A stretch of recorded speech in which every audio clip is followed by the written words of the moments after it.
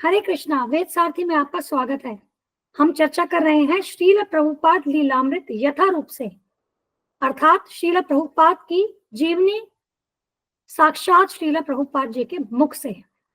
हमारा आज का विषय है आदि लीला 1.11, जिसमें श्रील प्रभुपाद कहते हैं, बचपन में हम सोचते थे कि ग्रामोफोन के डिब्बे में एक आदमी है और पंखे में एक भूत है। तो श्रील प्रभुपाद अपने बचपन के विषय में बता रहे हैं, और यह उदाहरण वे कब दे रहे हैं? जब ये बात कर रहे हैं कि हम जो भी चीज प्रत्यक्ष आंखों से देखते हैं उसमें दोष है। जो बद्ध जीव होते हैं इस भौतिक जगत में, उनमें 4 प्रकार के दोष बताए गए हैं, जिसमें से एक दोष है कि हमारी इंद्रियां अपूर्ण हैं। तो यहाँ पर आंखों की जो इंद्रिया है इसके विषय में श्रील प्रभुपाद चर्चा करते हुए कह रहे हैं कि हम जो अपनी आंखों से प्रत्यक्ष देखते हैं उसमें दोष है। अब यह किस प्रकार से है, आगे चलिए जानने का प्रयास करते हैं। तो श्रील प्रभुपाद कहते हैं कि तुम अपने देखने पर क्यों विश्वास करते हो? यही दोष है, यही पश्चिमी लोगों का दोष है। वे बहुत कमजोर हैं, फिर भी वे कहते हैं मैं नहीं देख सकता। श्रील प्रभुपाद कहते हैं कि तुम्हारी देखने की शक्ति क्या है? मान लो अगर नारद मुनि आ जाते हैं, कोई देवता आ जाते हैं, तुम उन्हें नहीं देख पाओगे। और वे उदाहरण देते हैं, हिरण्यकशिपु ने प्रहलाद से पूछा तुम्हारा भगवान कहाँ है? प्रहलाद ने कहा कि मेरा भगवान हर जगह है। तो उनके पिता ने पूछा, हिरण्यकशिपु ने पूछा कि क्या वे खंबे में भी हैं? तो प्रहलाद ने कहा हाँ, परंतु हिरण्यकशिपु वह नहीं देख सका और वह क्रोधित हो गया। उसने खंबा तोड़ दिया और उसमें से श्री नरसिंह देव जी प्रकट हुए। हिरण्यकशिपु असुर था, वह भगवान के अस्तित्व पर विश्वास नहीं करता था, वह स्वयं को ही भगवान मानता था। परंतु यहाँ जो उनके पुत्र हैं प्रहलाद महाराज, वे भगवान के शुद्ध भक्त थे और वे भगवान को हर जगह देख सकते थे। तो आज हमारी भी स्थिति हिरण्यकशिपु की तरह है। हमारे देखने में शक्ति नहीं है और हम भगवान को नहीं देख सकते, तो हम भगवान के अस्तित्व पे प्रश्न उठाते हैं। हम अपनी दृष्टि का, या जो हमारी आंखें जो सीमित हैं, इस दोष को स्वीकार नहीं करते। इसके बदले हम भगवान के अस्तित्व को ही नकार देते हैं। यही हमारा दोष है, हमें इसे सुधारना होगा। हमें देखने की शक्ति प्राप्त करनी होगी। जब तक हम चीजों को यथारूप में देखने की शक्ति प्राप्त नहीं करेंगे, तब तक हम चीजों को नहीं समझ सकेंगे। और ऐसा करने से पहले हमें यह स्वीकार भी करना होगा कि हमारे देखने में दोष है। और अब हमें वह शक्ति कैसे प्राप्त करनी है? हमें चीजों को शास्त्रों की चक्षुओं से देखना है, जिस प्रकार से हमें शास्त्रों ने बताया है, जिस प्रकार से हमें आचार्यों ने चीजों को, वस्तुओं को देखना बताया है। हमें उस प्रकार से सब कुछ देखना होगा। यदि हम अपने ही बल पर वस्तुओं को देखने का प्रयास करेंगे, अपनी ही बुद्धि पर, अपने ही ज्ञान और अनुभव पर चीजों को देखने का, समझने का प्रयास करेंगे, तो हम उन्हें यथारूप में नहीं समझ सकेंगे। हमें शास्त्रों के अनुसार, आचार्यों के अनुसार चीजों को देखना और समझना होगा। और इसीलिए श्रील प्रभुपाद कह रहे हैं कि हमें देखने की शक्ति प्राप्त करनी होती है। और ऐसा नहीं है कि आपके पास जो आंखें हैं वह सब कुछ देख सकती हैं, नहीं। यदि एक मोटर कार चलाई जा रही है, एक बच्चे को ऐसा लग सकता है कि यह कार तो अपने आप चल रही है, परंतु पिता जानता है कि नहीं, इसमें ड्राइवर है। आप एयरप्लेन के उदाहरण से भी ये देख सकते हैं। अब एयरप्लेन तो बहुत दूर होता है, आकाश में उड़ता है, वहां तो हमें पायलट दिखाई नहीं दे रहे। अब कोई बच्चा होगा, वो एयरप्लेन को उड़ते हुए ऐसा सोच सकता है कि ये तो अपने आप उड़ रहा है, परंतु पिता को पता है कि उस एयरप्लेन का संचालन पायलट कर रहा है। तो एक बच्चे का देखना और पिता का देखना दोनों अलग अलग है। पिता प्रामाणिक रूप से ज्ञान के आधार पर चीजें देख रहे हैं, परंतु बच्चा जो कि अभी ना समझ है, वह चीजों को वास्तविक रूप में नहीं देख पा रहा, नहीं समझ पा रहा। तो यहाँ पर भी समझने की बात है कि बच्चा जो है वो आधिकारिक ज्ञान अपने पिता से ले सकता है।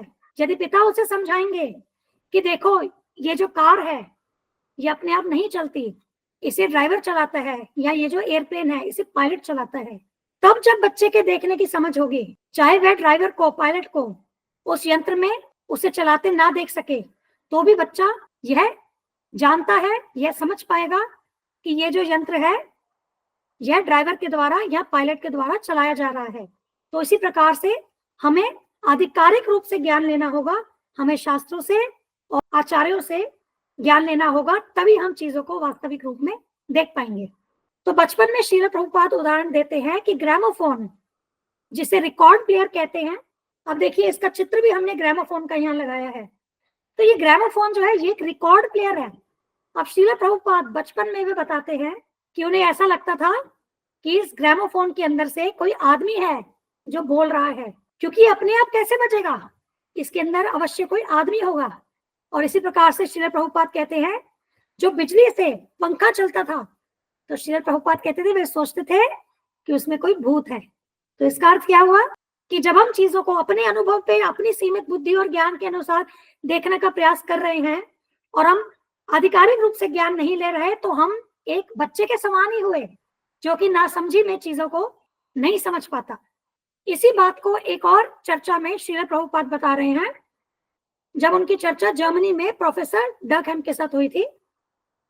वे कहते हैं कि जैसे बचपन में हम सोचते थे कि ग्रामोफोन के डिब्बे में एक आदमी है और वह डिब्बे से बोल रहा है, तो यह तो बचकाना सुझाव है, परंतु इसी तरह कोई यह भी सोच सकता है कि इस शरीर के भीतर कोई ऐसी चीज है जो शरीर को चला रही है।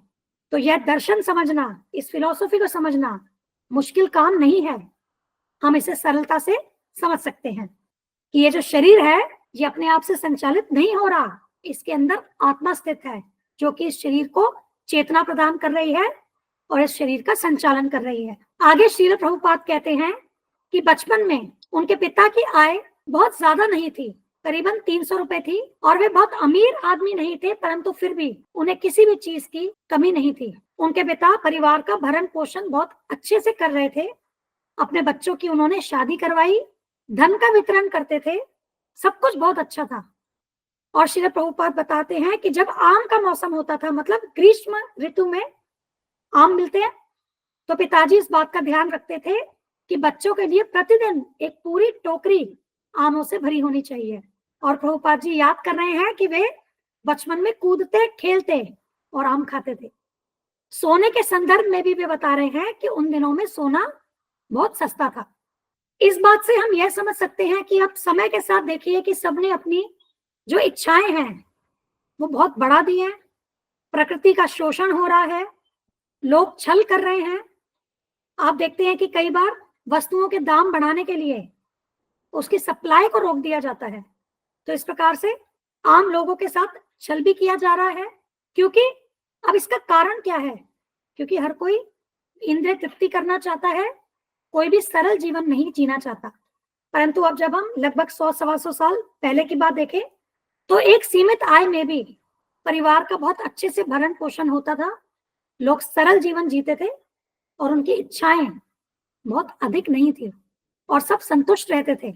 और आज चाहे कितनी भी सुख सुविधाएं, हमने कितना भी पैसा, कितने भी साधन इकट्ठे कर लिए हैं, हमारी इच्छाएं पूर्ण ही नहीं होती। हम और पाना चाहते हैं और इंद्रिय तृप्ति करना चाहते हैं। तो ऐसी सोच से हमें बचना होगा। और एक चर्चा में श्रील प्रभुपाद बताते हैं कि उन्हें लेमनेड, नींबू पानी बहुत पसंद था, और वे उसकी कीमत भी बता रहे हैं कि जब वे छोटे थे तो नींबू पानी की, लेमनेड की कीमत लगभग 3 पैसे थी। हम आज की चर्चा को यहीं पूर्ण करते हैं। हमारी अगली चर्चा का विषय होगा आदि लीला 1.12। श्रील प्रभुपाद ने अपनी कृष्णा बुक अपने पिता को समर्पित की थी। वे कहते हैं, मेरे पिता गौर मोहन डे को समर्पित, जो कृष्ण के शुद्ध भक्त थे, जिन्होंने मेरा जीवन के आरंभ से ही एक कृष्ण भावना भावित बालक के रूप में पालन पोषण किया।